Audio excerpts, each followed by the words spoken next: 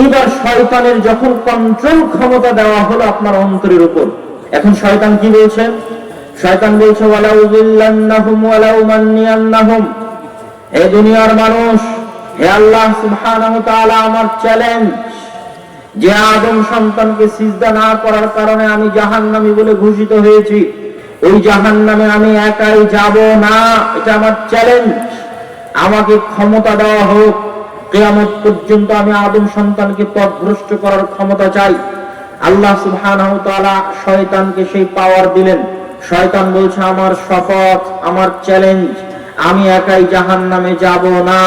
যে আদম সন্তানের জন্য জাহান্নামে ঘোষিত হয়েছি, প্রত্যেক আদম সন্তানকে জাহান্নামে নিয়ে যাওয়ার জন্য জান প্রাণ চেষ্টা করব, এটা আমার চ্যালেঞ্জ, এটা আমার কাজ। তাহলে শয়তান আমাদের অন্তরের ভিতরে কথা দিয়ে আমাদেরকে কোথায় নিয়ে যেতে চায়? জাহান্নামে নিয়ে যেতে চায়, এটা শয়তানের শপথ।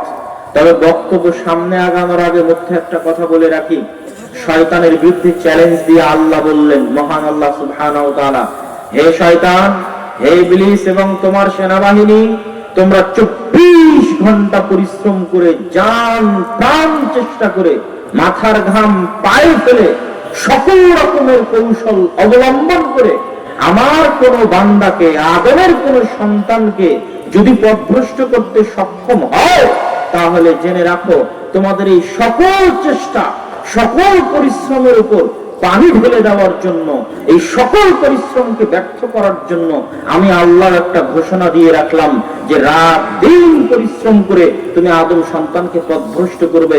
আদম সন্তান পথভ্রষ্ট হওয়ার পর শুধু একবার বলবে, হে আল্লাহ, আপনি আমাকে ক্ষমা করে দিন, তোমার সকল চেষ্টা বাতিল করে আমি ক্ষমা করে দেব। এটা শয়তানের বিরুদ্ধে আল্লাহ সুবহানাহু ওয়া তাআলার চ্যালেঞ্জ। আর শয়তানের চ্যালেঞ্জও জাহান্নামে নিয়ে যাবে। আল্লাহর চ্যালেঞ্জ, মানুষ গুনাহ করার পর ক্ষমা চাইলেই ক্ষমা করব, শয়তানকে অত সহজে জাহান্নামে নিয়ে যেতে দেব না। এটা আল্লাহ সুবহানাহু ওয়া তাআলার চ্যালেঞ্জ। আমরা কি আলোচনা করছিলাম? নফস, আত্মা কেন পরিষ্কার পরিশুদ্ধ হতে হবে? তার প্রথম বক্তব্য, নফস আল্লাহ সুবহানাহু ওয়া তাআলার পক্ষ থেকে এসেছে, পৃথিবীতে হয়নি। দ্বিতীয় বক্তব্য, এই নফসকে কন্ট্রোল করার ক্ষমতা আমি আপনির বাইরেও আরেকজনের হাতে আছে, তার নাম কি? শয়তান। এই বিষয়ে দলিল দেখেন যে শয়তান কতটা পাওয়ারফুল, কতটা ক্ষমতাশালী আমাকে এবং আপনাকে প্রভাবিত করতে, কতটা। রাসূলুল্লাহ সাল্লাল্লাহু আলাইহি ওয়াসাল্লাম বলেছেন, মা মিন মাউলুদিন ইল্লা ইয়ামাসসুহু শাইতান, এমন কোন আদম সন্তান পৃথিবীতে জন্ম নেয়নি যে আদম সন্তানের জন্মের পরে শয়তান তার গায়ে হাত বুলায়নি, স্পর্শ করেনি। হাত্তা ইয়াস্তাহিল্লা সারিখা, শয়তান তার গায়ে হাত লাগানোর পরে সে চিৎকার করে কেঁদে ওঠে। প্রত্যেক আদম সন্তান জন্মের পরে যখন কেঁদে ওঠে, তখন তার গায়ে শয়তান হাত লাগায়। এটা কাল্পনিক নয়, কৃত্রিম নয়, বাস্তবে প্রকৃত অর্থে শয়তান গায়ে হাত লাগায়। রাসূলুল্লাহ সাল্লাল্লাহু আলাইহি ওয়াসাল্লাম বলছেন, তিনি আরো বলছেন, ইল্লা মারিয়াম ওয়া ইবনু ঈসা, তবে পৃথিবীতে শুধু দুইজন আছে যাদের জন্মের পরে শয়তান তাদের গায়ে হাত দেয়নি। এই দুইজন হচ্ছে মারিয়াম এবং তার সন্তান ঈসা আলাইহিস সালাতু ওয়াস সালাম। এই দুইজনের জন্মের পরে শয়তান তাদের গায়ে হাত দেয়নি। তা বাদে পৃথিবীর সকল উলিয়া পীর, নবী রাসূল থেকে শুরু করে প্রত্যেকের জন্মের পরে তাদের গায়ে কে হাত লাগিয়েছে? আমার এবং আপনার গায়েও শয়তান হাত লাগিয়েছে। রাসূলুল্লাহ সাল্লাল্লাহু আলাইহি ওয়াসাল্লাম বলেছেন, এমন কোন আদম সন্তান নেই ইল্লা ওয়ালাহু কারিনান, যে আদম সন্তানের দুইজন বন্ধু নেই। এক বন্ধু কারিনুম মিনাল মালায়েকা, ফেরেশতাদের মধ্যে থেকে একজন বন্ধু তার আছে, ওয়া কারিনুম মিনাশ শাইতান, আর শয়তানের মধ্যে একজন বন্ধু আছে। আমার একজন শয়তান বন্ধু আছে, আমার একজন ফেরেশতা বন্ধু আছে, আপনাদের প্রত্যেকের একজন শয়তান বন্ধু আছে, একজন ফেরেশতা বন্ধু আছে। প্রত্যেক খারাপ কাজের কথা ওই শয়তান আপনার অন্তরে দেয়। এই দেওয়ার ক্ষমতা আল্লাহ সুবহানাহু ওয়া তাআলা তাকে দিয়েছেন। এটা শয়তানের পক্ষ থেকে ওয়াসওয়াসা হিসেবে আসে। দলিল, রাসূলুল্লাহ সাল্লাল্লাহু আলাইহি ওয়াসাল্লাম আরো বিস্তারিত বলতে গিয়ে বলছেন, যখন মানুষ ফজরে ঘুম থেকে ওঠার চেষ্টা করে, তখন শয়তান তার কাঁধের কাছে গিয়ে তিনটা গিট দেয়, দিয়ে শয়তান বলে, নাম নাম নাম, ইন্নাল লাইলা লাতাবিল, ঘুমাও ঘুমাও ঘুমাও, রাত এখনো অনেক অনেক লম্বা, তুমি ঘুমিয়ে পড়ো, রাত এখনো অনেক অনেক লম্বা। তাহলে প্রত্যেকদিন ফজরে লেপের ভিতর থেকে বের হওয়ার জন্য যখন অন্তরের মধ্যে বিভিন্ন প্রশ্ন আসে যে এত শীতে কেমনে বের হই, এত শীতে কেমনে ওযু করি, বাইরে অনেক ঠান্ডা, আরেকটু ঘুমিয়ে নেই, রাসূল সাল্লাল্লাহু আলাইহি ওয়াসাল্লামের হাদিস অনুযায়ী, আল্লাহর বলা অনুযায়ী এই একটা কথাও আমার আপনার চিন্তা নয়। এগুলো কার দেওয়া? জোরে বলতে হবে, কার দেওয়া? শয়তানের উপর আমার এবং আপনার বিশ্বাস যত মজবুত হবে, হেদায়েতের রাস্তা পাওয়া তত সহজ হবে। আমরা পথভ্রষ্ট কেন? আমরা কেউ বিশ্বাস করি না যে শয়তান আছে, কেউ বিশ্বাস করি না যে এই কাজটা আমাকে শয়তান করাচ্ছে। সবাই গান শোনার সময় মনে করে আমার আনন্দের জন্য আমি গান দেখছি, গান শুনছি। অশ্লীল দৃশ্য দেখার সময় মনে করে আমার বিনোদনের জন্য আমি দেখছি।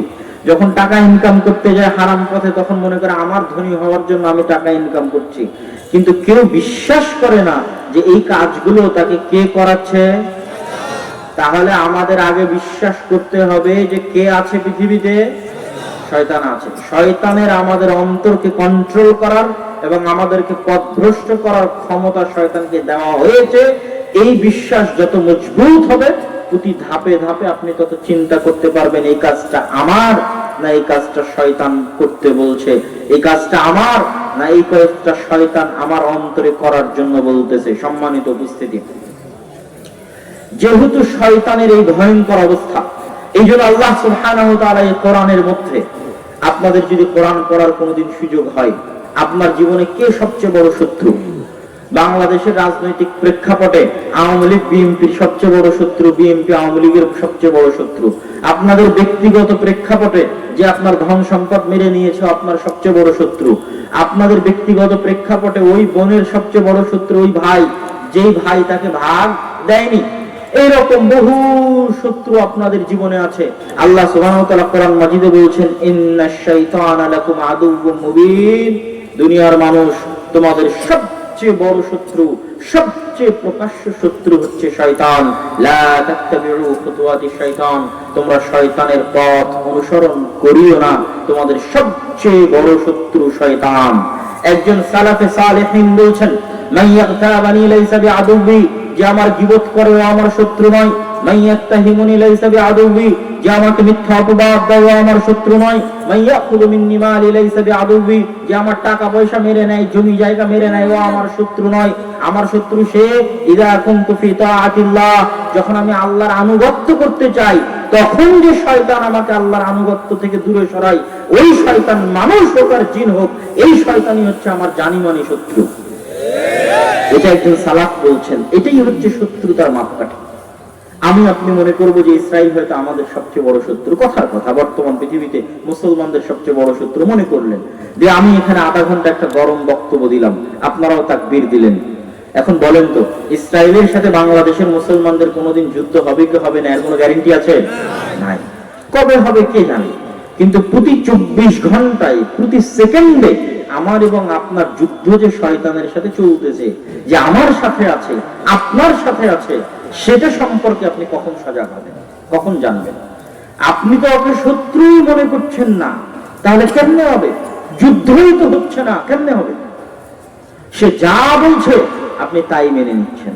সম্মানিত উপস্থিতি, তাহলে আমাদের দ্বিতীয় আলোচনায় আমরা দেখলাম যে কেন তাজকিয়াতুন নাফস, অন্তরের পরিশুদ্ধতা কেন দরকার। এই জন্য দরকার যে আমাদের এই অন্তরের একমাত্র কন্ট্রোল ক্ষমতা আল্লাহ সুবহানাহু ওয়া তাআলা, তারপরে আমার পরে শয়তানকে দিয়ে রেখেছে। শয়তান চাইলে পরিবর্তন করতে পারে, পথভ্রষ্ট করতে পারে, এই ক্ষমতাই পাওয়ার তাকে দেওয়া আছে। সে আমাদের জানি মানি শত্রু, সে 24 ঘন্টা চেষ্টা করছে আমাদের জাহান্নামে নিয়ে যাওয়ার। এখন যেহেতু শয়তানের কন্ট্রোল ক্ষমতা আছে আমার অন্তরের উপর, সেহেতু কি আমার দেখা উচিত নয় যে কেমনে আমি আমার এই অন্তরকে শয়তানের কন্ট্রোল ক্ষমতা থেকে বের করব? উচিত না উচিত নয়? ওটাই তাজকিয়াতুন নাফস। আপনাদেরকে আজকে আমি শিখাবো কিভাবে আমার এবং আপনার অন্তরকে আমরা শয়তানের গোলামি থেকে, শয়তানের দাসত্ব থেকে, শয়তানের অনুসরণ থেকে কিভাবে আমরা বের হয়ে আসতে পারি। তার আগে দেখেন এই তাজকিয়াতুন নাফসের গুরুত্ব সম্পর্কে আল্লাহ সুবহানাহু ওয়া তাআলা কি বলছে, রাসূল সাল্লাল্লাহু আলাইহি ওয়াসাল্লাম কি বলছেন। আল্লাহ সুবহানাহু ওয়া তাআলা পবিত্র কোরআন মাজিদে বলছেন, ক্বাদ আফলাহা মান তাযাক্কা, ওই ব্যক্তি সফল কাম, সাকসেসফুল, যে তার নিজের আত্মাকে পরিশুদ্ধ করেছে।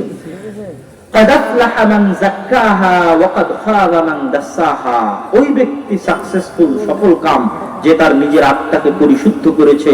আর ওই ব্যক্তি ধ্বংস হয়ে গেল, ওই ব্যক্তি ক্ষতিগ্রস্ত হলো যে তার আত্মাকে কলুষিত করেছে, নোংরা করেছে, ময়লা যুক্ত করেছে, অপবিত্র করেছে। ওই ব্যক্তি ধ্বংস হয়ে গেল। এগুলোতে আল্লাহ সুবহানাহু ওয়া তাআলা আত্মার পরিষ্কার পরিচ্ছন্নতা, বিশুদ্ধতার উপর গুরুত্ব দিয়েছেন।